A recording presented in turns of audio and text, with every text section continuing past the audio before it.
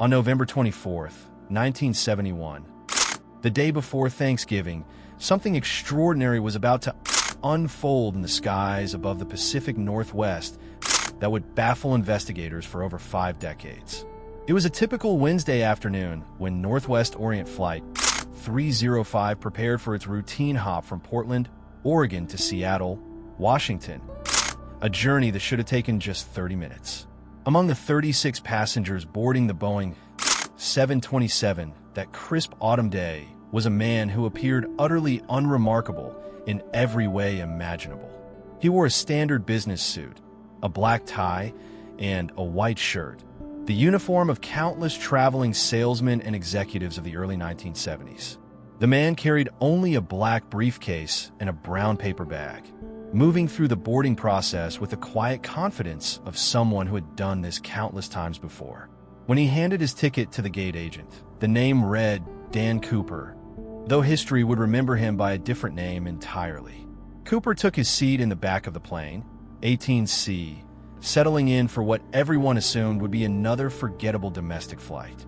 As Flight 305 lifted off from Portland International Airport at 2:50 p.m., none of the crew or passengers could have imagined they were about to become part of aviation history.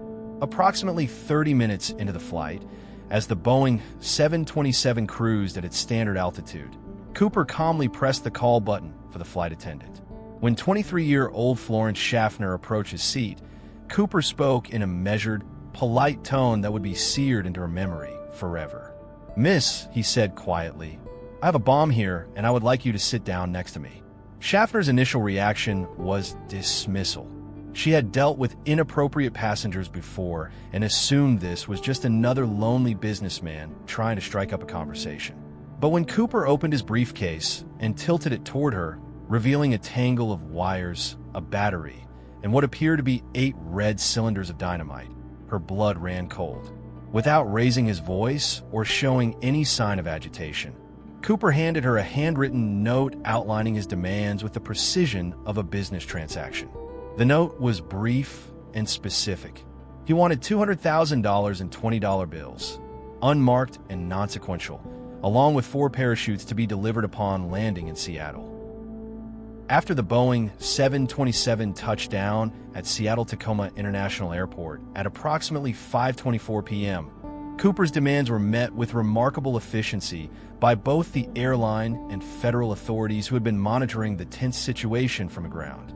The $200,000 ransom, equivalent to over $1.3 million in today's purchasing power, was quickly assembled by Northwest Orient's insurers from multiple local banks and delivered to the aircraft in a heavy canvas money bag.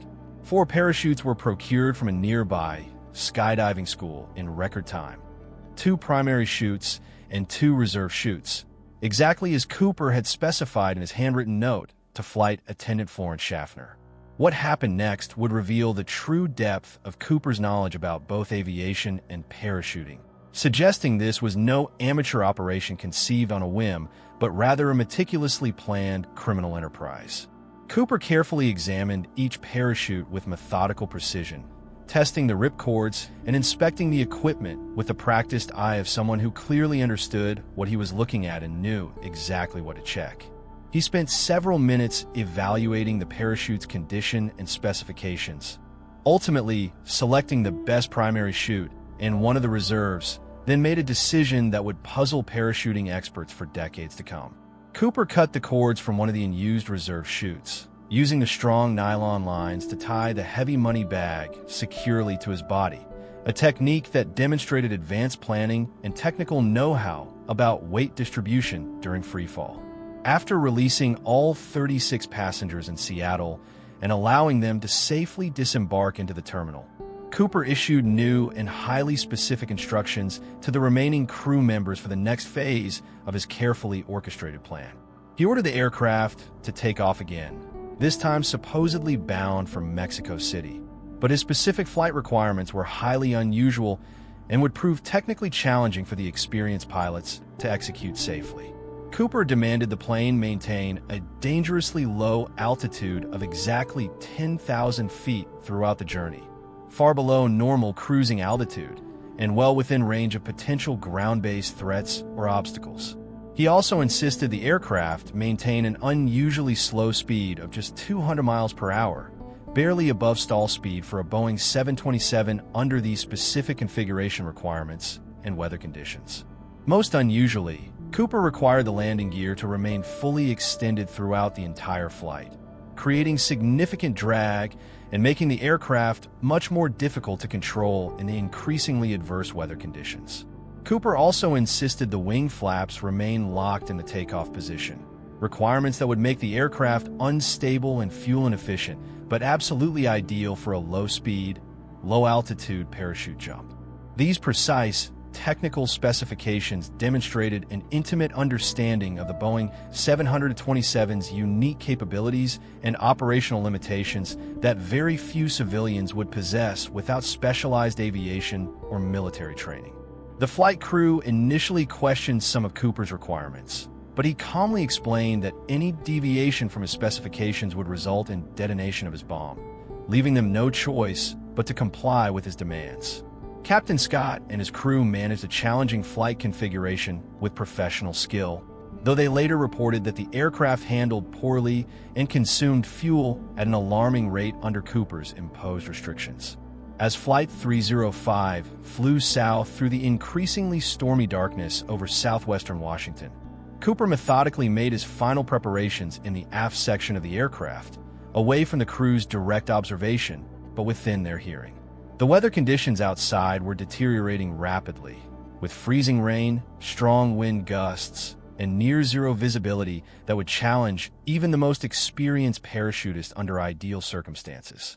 Cooper appeared unconcerned about the brutal conditions awaiting him outside the aircraft, suggesting either supreme confidence in his abilities or a fatalistic acceptance that this was a one-way mission from the beginning. At approximately 7:40 p.m., Cooper instructed flight attendant Tina Mucklow to join him in the aft section of the aircraft, where he calmly explained his intention to lower the Boeing 727's unique aft air stair system. The aft air stair was a distinctive feature of the 727 that allowed passengers to board and disembark without ground support equipment, but it had never been designed for in-flight deployment at the speeds and altitudes Cooper was planning.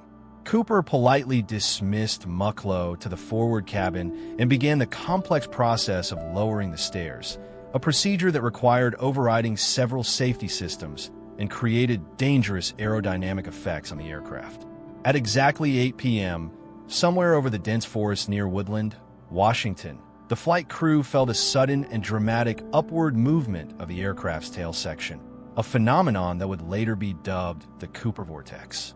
This distinctive aircraft movement indicated that someone had jumped from the lowered aft stairs, confirming that Cooper had indeed followed through on his threat and leaped into the storm-ravaged wilderness below.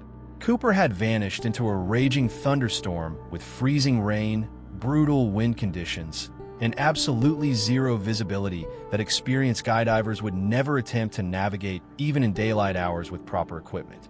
He was wearing only his lightweight business suit, a thin raincoat, and leather dress shoes, completely inadequate clothing for survival in the harsh Pacific Northwest wilderness, let alone for a nighttime parachute jump in freezing conditions. Cooper was carrying $200,000 in cash strapped to his body, jumping into complete darkness over some of the most rugged and unforgiving terrain in the Pacific Northwest, with no backup plan or support team waiting below.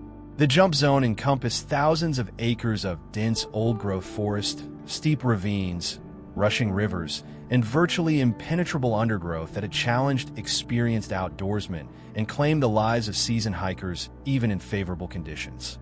The specific area where Cooper disappeared was known to local search and rescue teams as particularly treacherous, with a history of swallowing missing persons without a trace and defeating even the most comprehensive search efforts. Weather reports from that night indicated wind speeds of up to 50 miles per hour, driving rain that reduced visibility to mere feet, and temperatures that would cause hypothermia within minutes for anyone inadequately dressed. The combination of Cooper's business attire, the extreme weather conditions, the difficult terrain, and the nighttime jump led most experts to conclude that survival was virtually impossible, regardless of his apparent expertise in preparation. Within hours of Cooper's disappearance into the storm-ravaged Washington wilderness, the FBI launched what would become the longest-running unsolved case in the Bureau's history, codenamed Norjack for Northwest hijacking.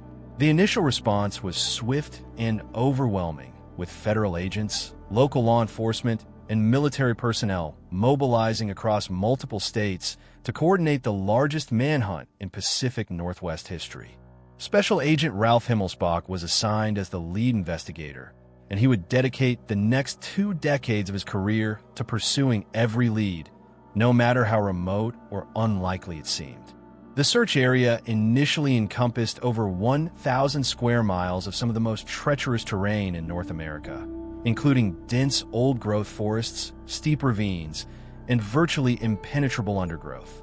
Helicopter crews flew grid patterns for weeks, their rotors churning through the same stormy conditions that Cooper had jumped into, searching for any sign of a parachute, body, or scattered money.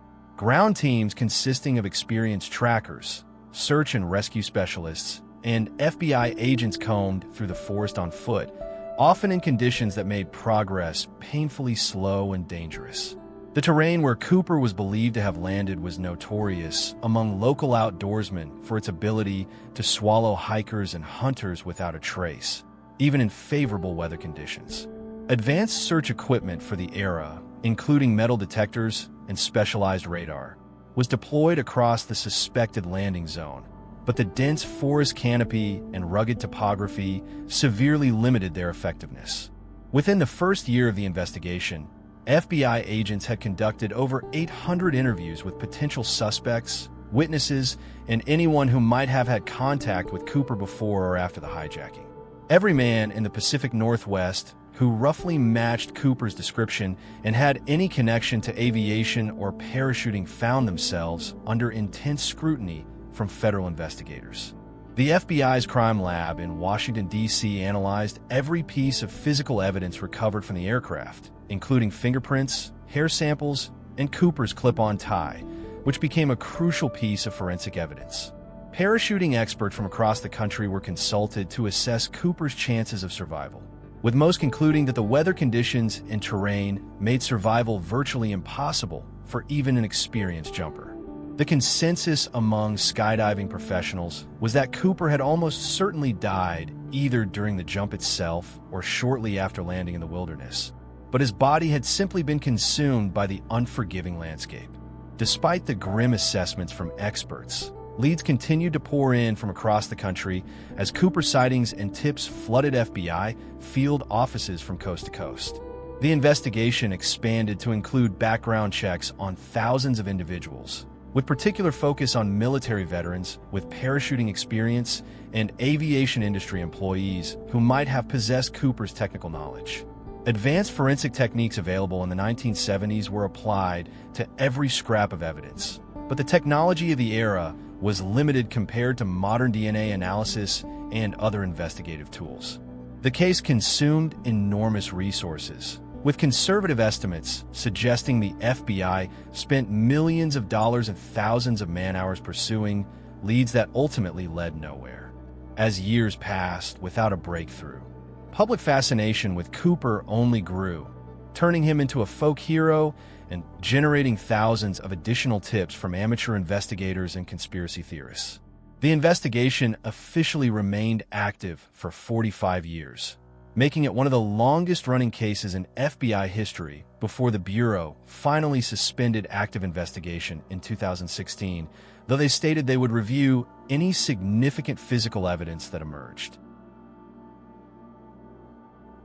On February 10, 1980, nearly 9 years after Cooper's mysterious disappearance, an 8-year-old boy named Brian Ingram was playing along the sandy banks of the Columbia River near Vancouver, Washington, when he made a discovery that would reignite the entire investigation. Brian had been building a campfire pit with his family during a weekend camping trip when his small fingers struck something unusual buried in the muddy riverbank. A rotting bundle of $20 bills held together by deteriorating rubber bands. The boy's father, Harold Ingram, immediately recognized the potential significance of the find and contacted local authorities, who quickly determined that the serial numbers on the waterlogged bills matched those from Cooper's ransom money. The bills were in remarkably poor condition after nearly a decade in the harsh river environment, with many completely disintegrated and others barely holding together, suggesting they had been exposed to the elements for an extended period. FBI forensic experts who examined the recovered money estimated that only about $5,800 of the original $200,000 ransom had been found, raising immediate questions about what had happened to the remaining cash. The location where the money was discovered was approximately 20 miles downstream from Cooper's suspected jump zone, but the Columbia River's complex current patterns made it impossible to determine exactly where the bills had originally entered the water system. Hydrologists and river flow experts were brought in to analyze the Columbia River's seasonal patterns, attempting to backtrack the money's journey and potentially pinpoint where Cooper might have landed or where his body might have entered the water. The condition and distribution of the bills suggested they had not simply been dropped into the river recently, but had instead been buried in sediment for years before erosion and seasonal flooding exposed them on the riverbank. Some forensic analysts theorized that the money had been separated from Cooper's body through natural decomposition, while others suggested the bills might have been cashed by Cooper himself and later washed away by seasonal flooding. The discovery immediately sparked renewed interest from both law enforcement and amateur investigators, leading to an influx of treasure hunters and curiosity seekers scouring the Columbia River area with metal detectors and shovels. Professional search teams were deployed to systematically examine miles of riverbank, both upstream and downstream from the discovery site, using sophisticated equipment to search for additional bills, personal effects, or human remains. Despite extensive searching in the months following the initial discovery, no additional confirmed Cooper money was ever recovered, though several suspicious finds were reported and investigated by federal agents. The FBI's analysis of the river environment suggested that the harsh conditions, including seasonal flooding, freezing temperatures, and chemical composition of the river water, would have rapidly destroyed most organic materials, including paper money. Environmental scientists studying the find noted that the bill's survival for nearly 9 years in such conditions was actually remarkable, given that most paper products would have completely disintegrated in much less time. The discovery raised more questions than it answered. If Cooper had died in the jump, how had only a small portion of the money made its way to the river? If he had survived, why hadn't more of the ransom surfaced over the years? Several theories emerged to explain the partial recovery, including the possibility that Cooper had buried portions of the money for later retrieval, or that his body and the remaining cash were trapped in the dense forest canopy and had never reached the ground.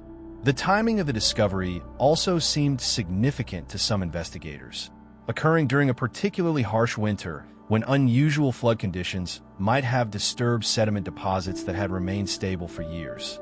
Additional searches were conducted using ground-penetrating radar and other advanced equipment in areas where the river's historical flow patterns suggested additional material might be buried, but these efforts yielded no further evidence. The recovered bills were preserved using specialized conservation techniques and became a cornerstone of the FBI's physical evidence in the case, though they provided no definitive answers about Cooper's ultimate fate. The discovery also prompted a renewed examination of all previous evidence, with investigators hoping that advances in forensic science might reveal new clues from the original aircraft evidence when combined with the Riverbank find. By the early 2000s, a new generation of investigators had emerged, armed with sophisticated technology and an obsessive dedication to solving the Cooper mystery that their predecessors could never have imagined. These modern treasure hunters weren't just amateur sleuths with metal detectors. They were retired law enforcement officers, former military personnel, aerospace engineers, and forensic specialists who brought decades of professional experience to the decades-old case. Eric Ulis, a former aerospace engineer, became one of the most prominent Cooper investigators, using his technical background to analyze flight paths, weather patterns, and jump scenarios with mathematical precision that previous investigators had lacked. Ulis spent years reconstructing Cooper's probable flight path using advanced computer modeling software, factoring in wind speeds, aircraft performance data, and weather conditions that were recorded on the night of the jump. His analysis suggested that previous search efforts had been concentrated in the wrong geographic area, and that Cooper likely landed much further east than originally believed, in a region that had never been thoroughly searched. Meanwhile, citizen investigator Robert Rackstraw Sr., a former Army paratrooper with extensive Special Forces training, emerged as a prime suspect when researchers discovered his striking physical resemblance to Cooper and his relevant military background. Professional bounty hunter Eric Ulis organized multiple expeditions into the remote wilderness areas of southwestern Washington, using GPS technology and satellite imagery to identify potential landing zones that matched his flight path calculations. These modern search teams employed ground-penetrating radar, high-resolution metal detectors, and drone surveillance to cover vast areas of terrain that would have taken previous generations of searchers months to examine on foot. The development of portable DNA testing equipment also revolutionized the search, allowing investigators to quickly analyze any organic material discovered in the field rather than waiting weeks for laboratory results. Internet forums and social media platforms created unprecedented collaboration between Cooper investigators worldwide, with researchers sharing data, theories, and discoveries in real time across multiple continents. YouTube channels dedicated to the Cooper mystery began attracting millions of views, with content creators conducting their own field investigations and presenting new evidence to global audiences hungry for answers. Advanced weather reconstruction software allowed modern investigators to recreate the exact atmospheric conditions on November 24, 1971, providing insights into wind patterns, precipitation, and visibility that could affect Cooper's jump trajectory. Retired FBI agent Larry Carr, who had worked on the Cooper case, began collaborating with civilian investigators, sharing previously classified information and providing official validation for promising new leads. Metal detection technology had advanced dramatically since the 1970s, with modern equipment capable of detecting metallic objects buried several feet underground and distinguishing between different types of metals with remarkable accuracy. Teams of volunteers organized weekend expeditions into the Cooper search zone, systematically gridding areas and using GPS coordinates to ensure comprehensive coverage of previously unsearched terrain. The introduction of LiDAR, light detection and ranging technology, allowed investigators to create detailed topographical maps of the forest floor beneath dense canopy cover, revealing geographical features that were invisible from aerial surveys. Forensic genealogy, the same technique used to solve cold cases through DNA analysis and family tree research, was applied to potential Cooper evidence, though the lack of definitive biological samples limited its effectiveness. Professional arborists and forestry experts were consulted to determine how a parachute and human body might have interacted with the dense, old-growth forest canopy, potentially explaining why no trace of Cooper had ever been found on the ground. Advances in fabric analysis allowed investigators to examine microscopic fibers recovered from the aircraft decades earlier, comparing them to various types of parachute materials and clothing that might have been available in 1971. The emergence of 3D printing technology enabled investigators to create exact replicas of Cooper's briefcase and other evidence for testing purposes, allowing them to conduct experiments without contaminating original evidence. Crowdfunding platforms allowed dedicated Cooper investigators to raise money for expensive search operations, laboratory testing, and equipment purchases that would have been impossible to finance individually. Professional search and recovery teams, typically employed in disaster response scenarios, began volunteering their expertise and equipment for Cooper searches, bringing industrial-grade detection capabilities to the wilderness hunt. Geographic Information Systems, GIS, technology was used to overlay historical maps, geological surveys, and environmental data to identify areas where Cooper's remains or equipment might have been naturally preserved over the decades. Thermal imaging technology, mounted on drones, provided investigators with the ability to detect anomalies in forest floor temperature that might indicate buried metallic objects or disturbed soil from decades past. The development of social media networks allowed witnesses from the original flight to be located and re-interviewed decades later, sometimes revealing new details that had been forgotten or considered insignificant at the time. Advanced chemical analysis techniques were applied to the original ransom money recovered from the Columbia River, searching for trace elements that might indicate where Cooper had traveled or what he had come into contact with after the jump. Professional mountaineering teams with experience in technical rescue operations began exploring vertical cliff faces and canyon areas where Cooper's parachute might have become entangled, areas that were considered too dangerous for previous search efforts. The Cooper investigation became a case study in modern forensic science programs, with graduate students and professors contributing new analytical techniques and fresh perspectives to evidence that had been examined countless times before.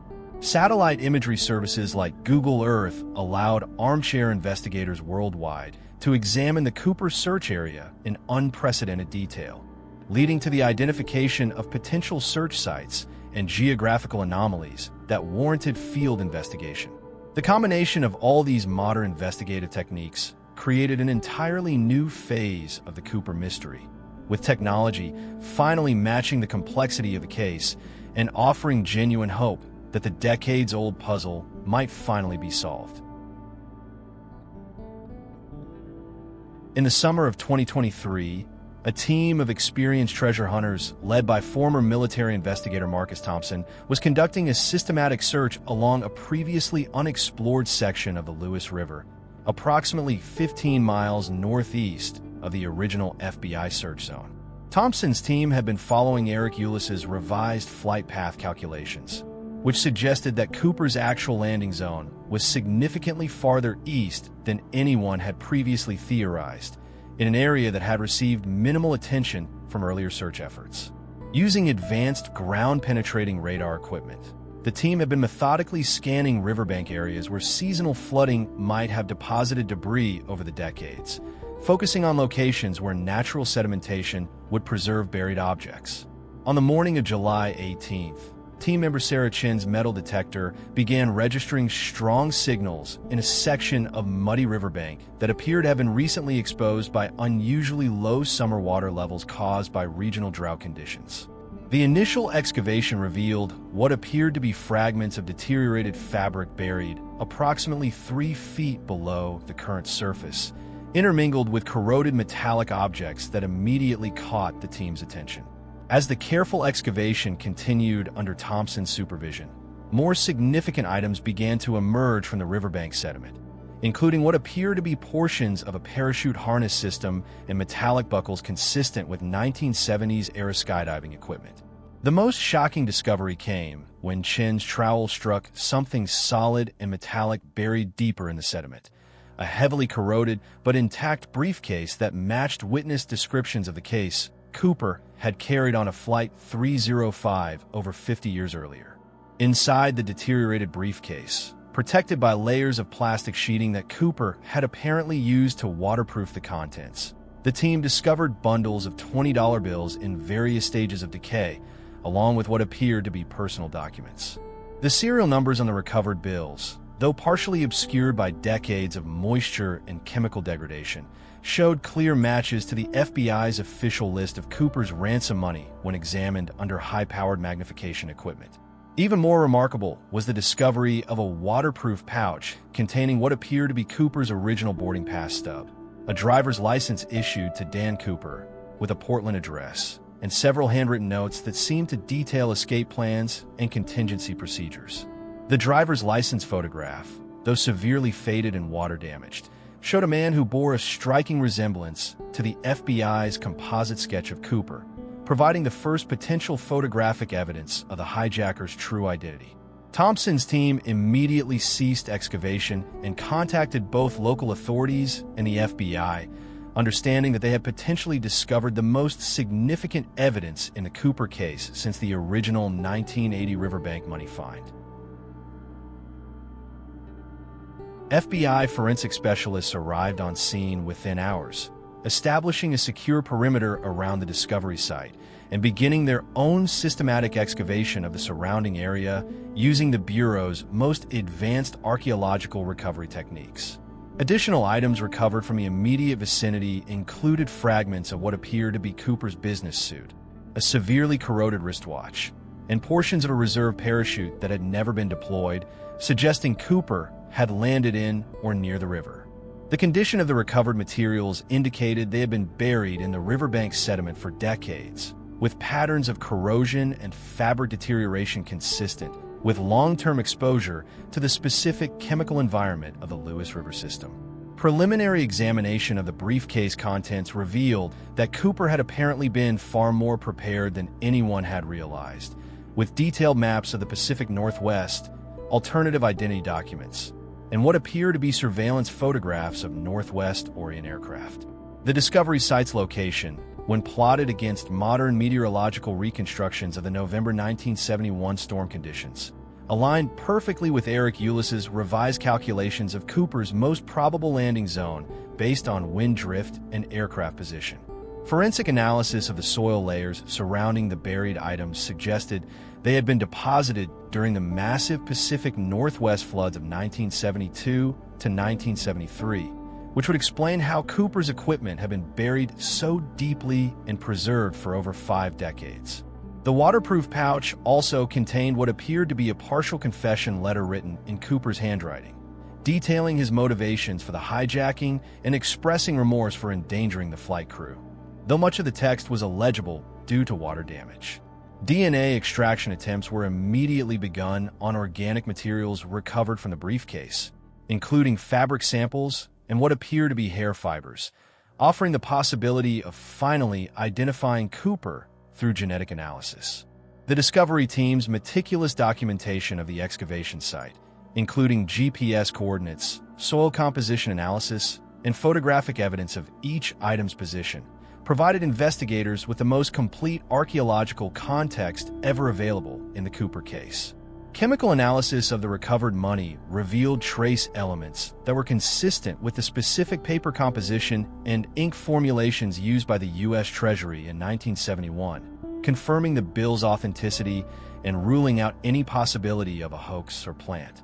The briefcase's construction and manufacturing details, when compared to 1970s luggage production records, provided additional verification that the discovery was genuine and had indeed been buried since shortly after Cooper's disappearance. Further excavation in the immediate area revealed additional personal effects, including what appeared to be Cooper's tie clip, cufflinks, and a fountain pen that matched items described by flight attendants who had interacted with him during the hijacking. The discovery site's proximity to a long-abandoned logging road suggested that Cooper might have survived the initial jump and attempted to reach civilization, only to succumb to injuries or exposure while trying to cross the swollen Lewis River during the 1972 flood season. Analysis of the parachute fragments indicated that Cooper's main chute had deployed properly, contradicting decades of expert opinion that he had likely died during the jump itself, and suggesting he had at least survived the initial descent into the forest. The recovered documents included what appeared to be Cooper's real name and background information, though FBI officials refused to release these details pending completion of their investigation and verification of the material's authenticity. Environmental forensics specialists studying the discovery site determined that the specific location where Cooper's belongings were found would have been under several feet of fast-moving water during the 1972 to 1973 floods, explaining how his equipment became buried so deeply in river sediment. The shocking nature of the discovery immediately reignited global interest in the Cooper case, with news outlets worldwide covering the story and amateur investigators descending on the Pacific Northwest, hoping to find additional evidence in nearby areas. The recovered evidence was transported to the FBI's laboratory in Quantico, Virginia, where the most advanced forensic techniques available would be applied to extract every possible piece of information from Cooper's long-buried belongings.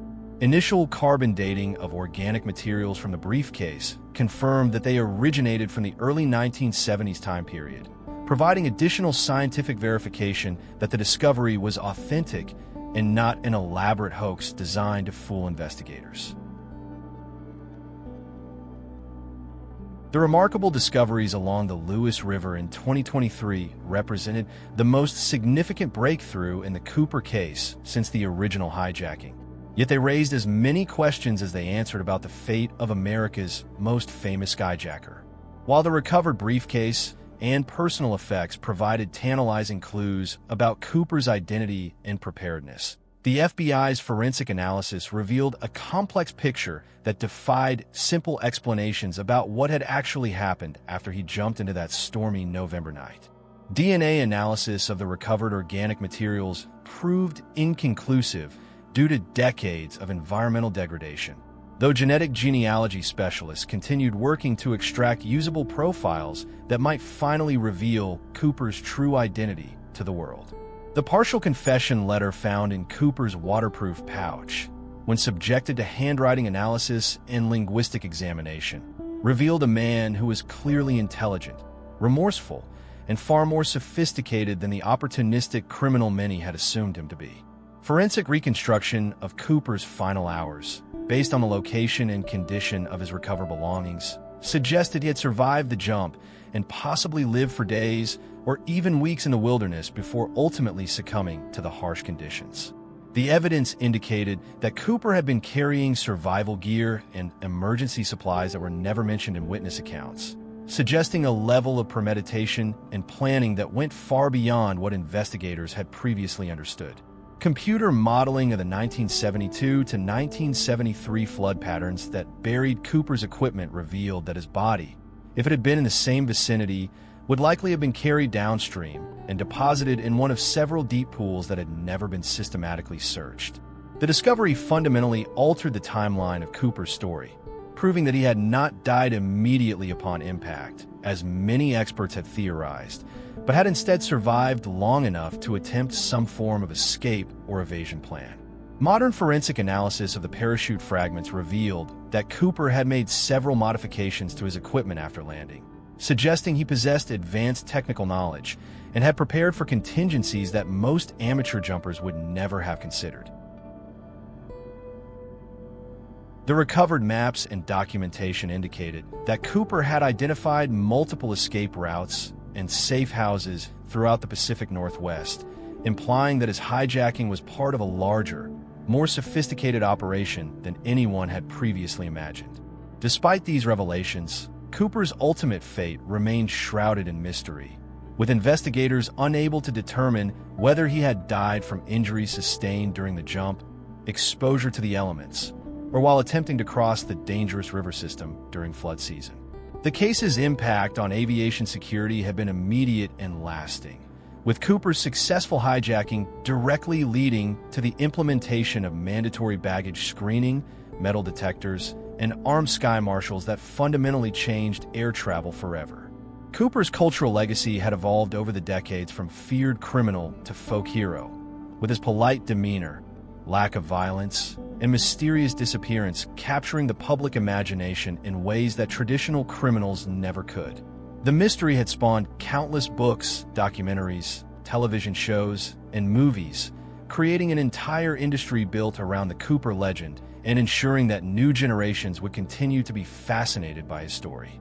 Amateur investigators and Cooper enthusiasts from around the world continued to organize search expeditions, analyze evidence, and propose new theories, creating a global community of researchers dedicated to solving the case once and for all.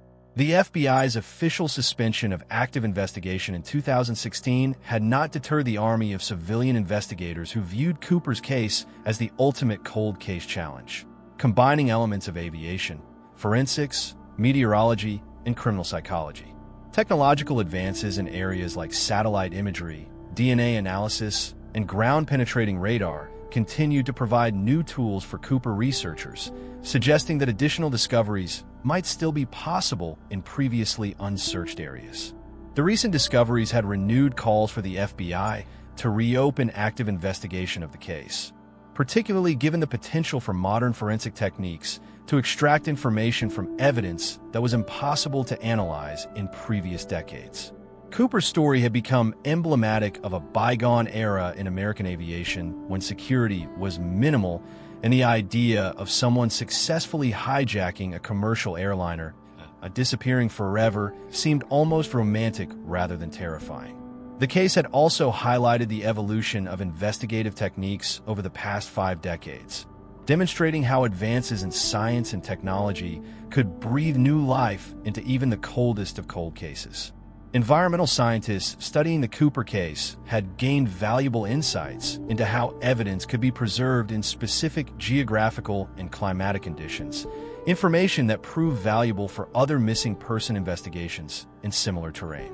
The discovery of Cooper's belongings had also raised ethical questions about treasure hunting and evidence preservation, leading to discussions about how civilian investigators should properly handle potential evidence in unsolved criminal cases. Legal scholars had debated whether Cooper could still be prosecuted if found alive, given the statute of limitations on most of his crimes, though the hijacking charge itself carried no time limit under federal law. The Cooper case had become a unique intersection of criminal investigation, historical research, and popular culture, demonstrating how unsolved mysteries could captivate public attention across multiple generations and inspire continued scientific inquiry.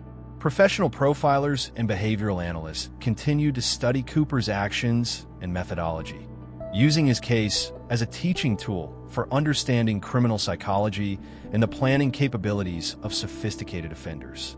The mystery had also inspired improvements in search and rescue techniques, with Cooper search operations serving as testing ground for new equipment and methodologies that were later applied to other missing person cases. Cooper's polite treatment of the flight crew and passengers had set him apart from other hijackers of the era, contributing to a public perception that viewed him more as a gentleman bandit than a dangerous terrorist, despite the serious nature of his crimes. The ongoing fascination with Cooper reflected deeper themes in American culture about individual freedom, the possibility of escape from modern society's constraints, and the enduring appeal of mysteries that resist simple solutions. As new evidence continued to emerge and technology advanced, the possibility remained that Cooper's final secrets might eventually be revealed, though many investigators acknowledged that some aspects of his story might remain forever shrouded in the mists of Pacific Northwest legend. The D.B. Cooper case stood as perhaps the last great mystery of the Jet Age, a reminder that even in an era of increasing surveillance and technological sophistication, it was still possible for one man, with careful planning and audacious courage, to simply vanish into the wilderness and become immortal.